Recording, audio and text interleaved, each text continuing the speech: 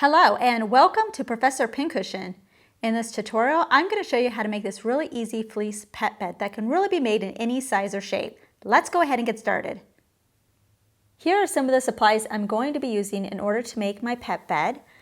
I have my fabric here. I'm using fleece. It really depends on how big you're going to make the bed, which is going to determine how much fabric you're going to need.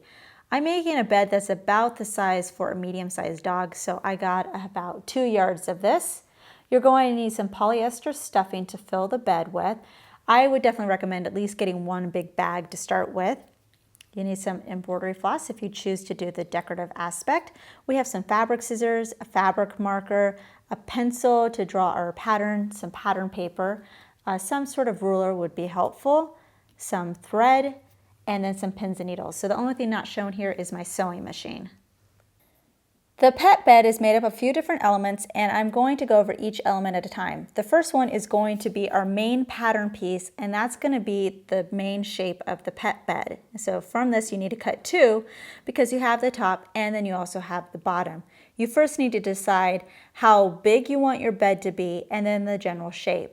If you're doing something like a square or rectangle, that's usually pretty easy and you don't even really need to cut out a pattern. If you have something like a rotary cutter and a mat, you can just cut out the shape directly from your fabric. If you're using scissors, you probably want a pattern because it'll be a lot easier. For something a little bit more complex, you can do like I did, which is I'm going to be creating a circle. So for this, I'm going to decide how big I want my circle to be, and that's going to be the diameter, how big the diameter is going to be. So let's say I want mine to be 36 inches. And because I cut my pattern here out of tissue paper and it wasn't very big. So you can see I only created a quarter of the circle instead of the full circle. So it's a little bit easier pattern-wise. So since I have my diameter 36 inches and this is going to be half of that, so I take the 36, divide it in half, and each side here is 18 inches. If I go straight down the middle, I'm also going to measure 18 inches and then draw a curve connecting all the end points. And that gives me a quarter of a circle. I just need to remember when I cut it out that I need to cut it out with a fold on this side and a fold on this side. So the fabric is folded here and folded here. So then when I cut out my shape, not cutting on here or here, just on the end here, I end up with a full circle. And again, remember, we're going to need two because you need one on top and then one on the bottom.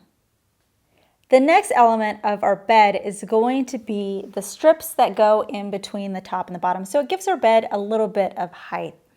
Now, if you're doing a square or rectangle, it's really easy to figure out. You just need to add up the lengths of all the sides, and that's going to tell you how long your strip needs to be. If you're doing a circle, then we have to do a little bit of math, and that's what you get for doing a circle. So, you never thought you would see pi again after you left school. Well, we're bringing pi back. So to find the circumference of a circle, that means the measurement of the perimeter of the circle. This is the formula.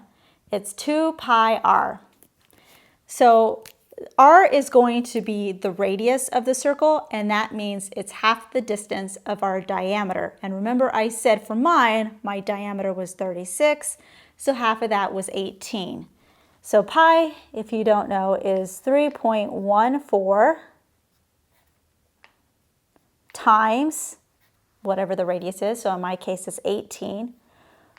Once you find that out on your calculator, because nobody's going to do that in their head, then you just multiply this number here by 2, and that's going to give you the circumference. So for me, it's roughly about 113 inches.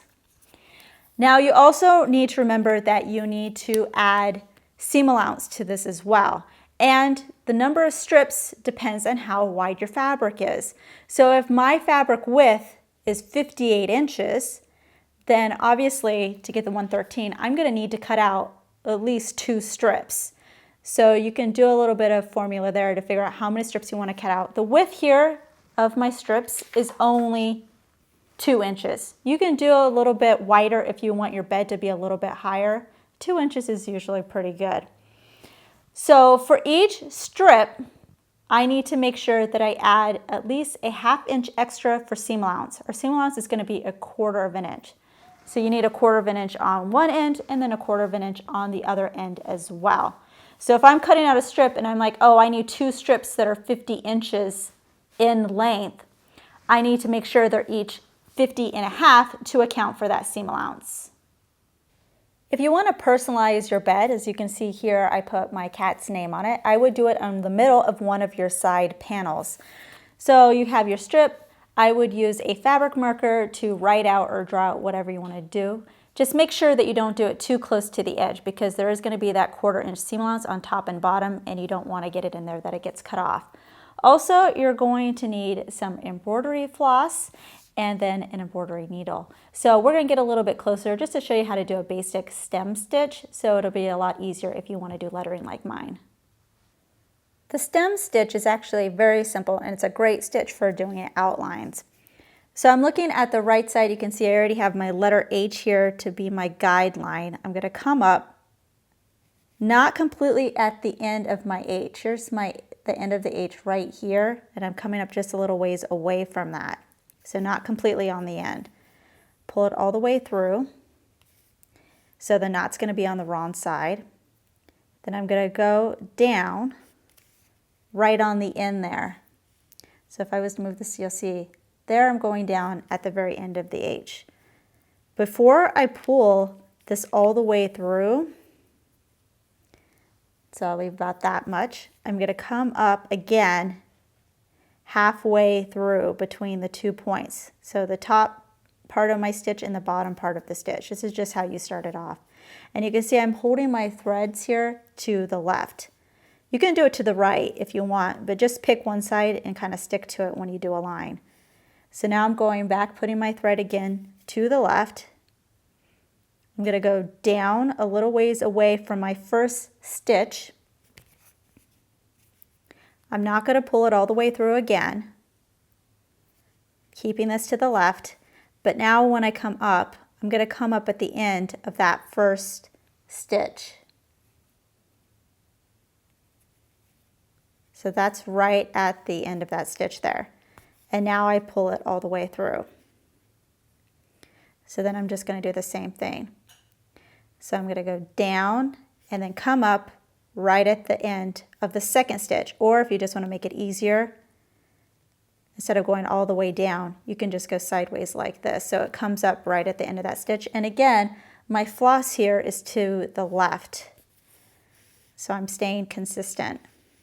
Pull that through and then just do it again. When I get to the end of my line or whatever design I'm doing and I want to finish it off, so there I just did the same thing. I went a little ways away and I came up at the end of that last stitch, keeping my thread to the left. So let's say, okay, well that's the end of my H, so I want to end it. All you need to do is just go a little ways away from that last stitch and just pull it all the way through. And there's one line. So now I can start going this way to start the other part of my H. And then when I get to the end of this and I end it, then I can do this way and just keep doing the same thing. Next, you need to sew all your strips together so we create one big loop. So if you just have a single strip, you're going to bring both of the short ends together, making sure that it's right side to right side. So if you did an embroidery with your pet's name on it or something, that side's going to be the right side, so you're going to want to make sure that that's going to be on the inside. So when you flip it right side out, that's going to be showing. So bring the short ends together and you're going to stitch across. If you have more than one strip, you need to take all the strips, sew them together with all the other strips. So you have one big long line of strips and then bring the two ends together, again the short ends, and stitch that together, so then you end up with a giant loop of strips. For the seam, it's just a 1/4 inch seam allowance. I'm just using regular all-purpose thread, and don't forget to backstitch on the beginning and end of your stitch.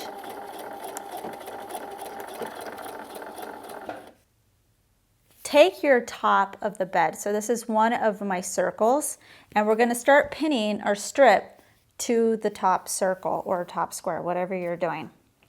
You want to make sure that you do it right sides together. So if I have my writing, it's going to the right side of my top, if your fabric has sort of a distinguishing top and bottom. What I like to do, because my area is so big and I want to be able to easily distribute my strip all the way around, I'm going to pin one side. I'm going to go to the opposite side of my circle with the opposite side of my strip, and then I'm going to pin that. Then I'm going to do the two sides, and I'm going to take each section and kind of keep dividing it and dividing it. So that's called easing your pieces together. So if we're just going to pretend that I already started doing that, so I can kind of show you what that looks like. So that way, instead of working from one point and just working your way around, you tend to find it doesn't really work once you get back because maybe you have too much strip or not enough strip or whatever. So it's easier to ease it.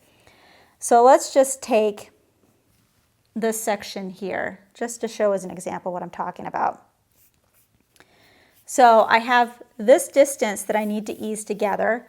So instead of starting here and working my way this way, I start in the middle, match it up, trying to make sure that I have an even amount of strip on this side of the pin and on this side of the pin.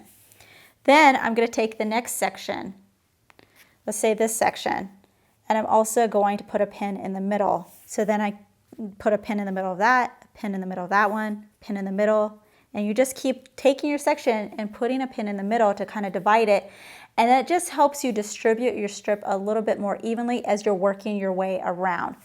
So once you have everything pinned together, you're then going to take it to the machine again, and we're going to sew our 1/4 inch seam allowance right here along the edge.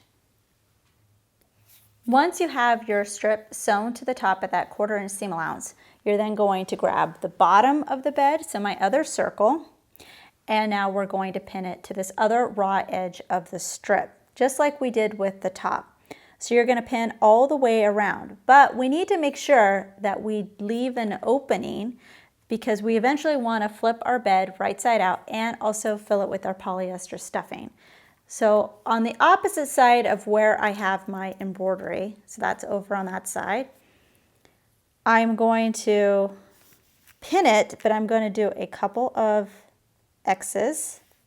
So there's one X. And then go about, let's say a good 4 inches. You just want to make sure you're going to have enough room to actually put your hand in there and flip everything right side out. I'm going to do another X. And then I can just go ahead and pin the rest of this section, so the bed to the strip, as normal. But I'm not putting any pins in between these two X's because I'm not going to sew between here. So let's say I will start sewing here, go all the way around the bed, and then stop here. So everything between here is going to remain open. At each X, you want to make sure that you do a few back stitches because we really want to make sure that this is not going to come out. So I started at one X, and then I'm just going to end when I get to the other X. And remember, you're doing a 1/4 inch seam allowance. After I sew both my seams, I like to cut these little inverted notches into both of the seams and being careful not to actually cut into my stitches. I just find that the seam seems to lie a little bit better on the right side. If you did something like a rectangle or a square, you just need to cut the corners. Now from our opening, we're going to go ahead and flip the bed right side out. Fill your bed with your polyester stuffing, being sure not to make it too firm. When you have enough stuffing inside your bed, you're going to want to sew your opening closed. So I'm going to do that with a slip stitch, and I just have regular all-purpose thread on my needle. So I'm going to start at one end here, and I went ahead and pinned my opening closed. Just make sure that you tuck in the raw edge because we don't want to see the raw edge at all. So it should be tucked under each side about 1/4 inch. So I'm starting on one side. Let's start with the top, and coming just on that inside fold, and then coming out on the folded edge. Pull it all the way through, and then tuck your knot inside because we don't want to see it. Okay, so here I am on top.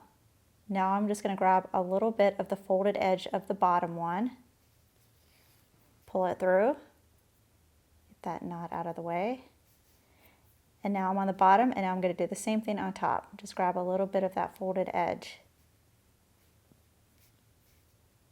and then I'm going to pull it all the way through.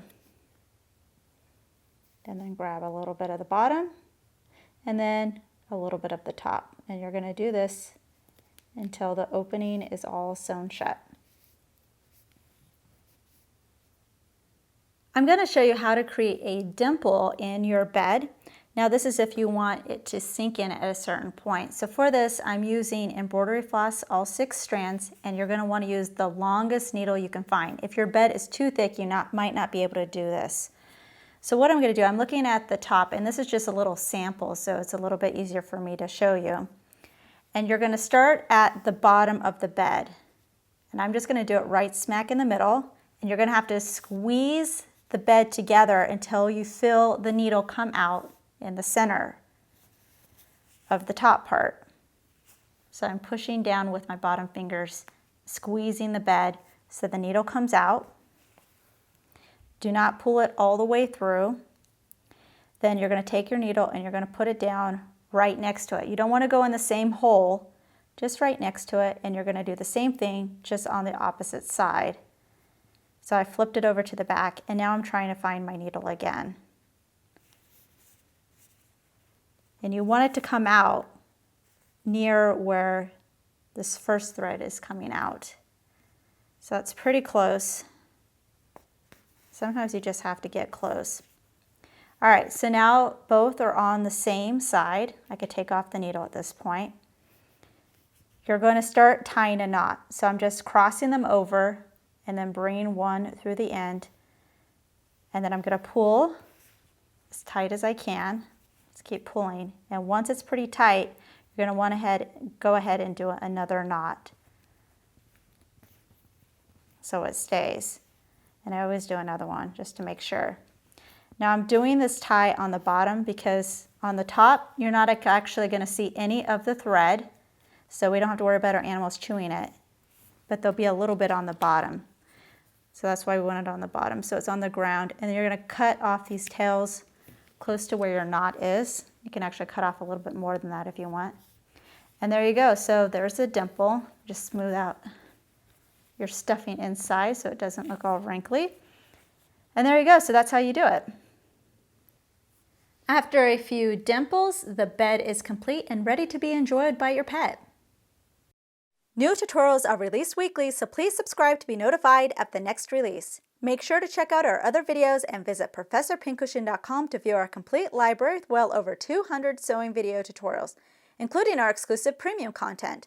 Our premium membership is only $5 a month for unlimited access and only available at ProfessorPincushion.com. Also, don't forget to download our mobile app for videos on the go. Thanks for watching.